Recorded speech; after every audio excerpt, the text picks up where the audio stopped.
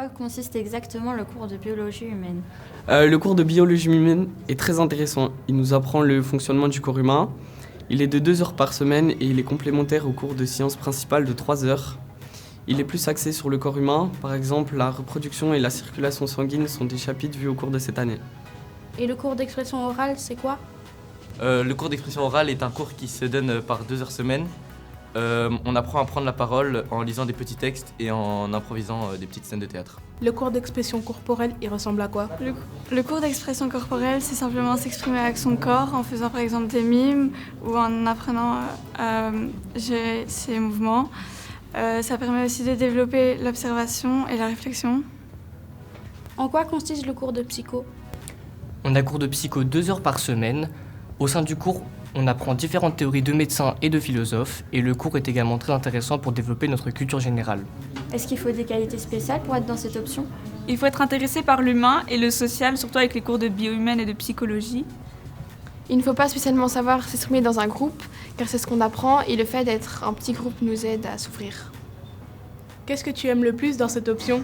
Je trouve que les profs sont super sympas et donc ça permet d'avoir une ambiance conviviale et chaleureuse pour travailler. Ce qui est bien dans le cours de TT, ce que j'aime bien également, c'est que vu qu'on est un plus petit groupe, il y a un esprit d'équipe qui se crée, un esprit de famille. On s'entend en général, tout le monde s'entend bien en général, il n'y a pas vraiment de conflit.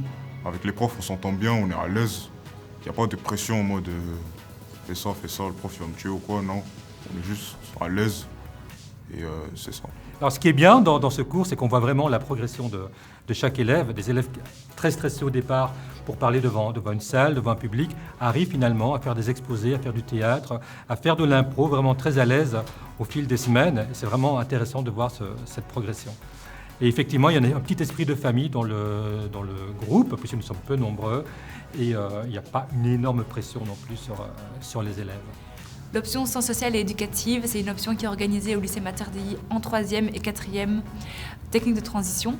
C'est une option qui s'adresse à tout élève intéressé par le concret des études, l'aspect sciences humaines, l'aspect social. Ce qui est très chouette, c'est que c'est les petits groupes, donc les profs sont plus proches des élèves.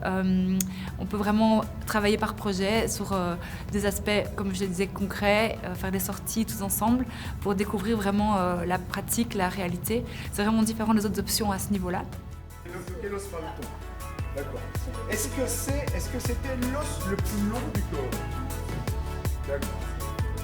Alors, et celui dont on parle ici, c'est quoi alors? Le tibia. Très bien. Tu peux aller le montrer. Parfait. Pour l'instant, c'est un sans faute. Par une mauvaise hydratation, eh bien, se décaler ou sortir de leur emplacement et donc compresser les différentes vertèbres, mais également tous les circuits nerveux qui passent entre et qui, à ce moment-là, génèrent une douleur qui est soumise.